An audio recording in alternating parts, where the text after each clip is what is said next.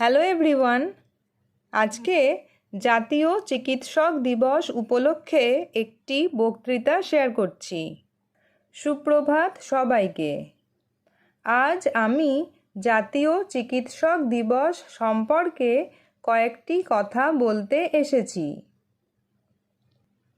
ভারতে প্রতি বছর 1 জুলাই জাতীয় চিকিৎসক দিবস পালিত হয়।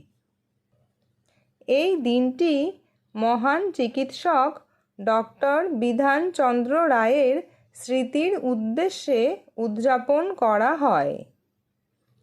চিকিৎসকরা আমাদের সমাজের অত্যন্ত গুরুত্বপূর্ণ সদস্য। আমরা অসুস্থ হলে তাঁরা আমাদের সেবা করেন এবং সুস্থ করে তোলার চেষ্টা করেন। দিন-রাত পরিশ্রম করে তাঁরা মানুষের জীবন রক্ষা করেন।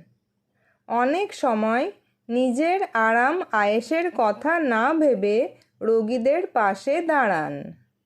তাই আমাদের সকল চিকিৎসকদের সম্মান করা উচিত এবং তাঁদের অবদানের জন্য কৃতজ্ঞ থাকা উচিত।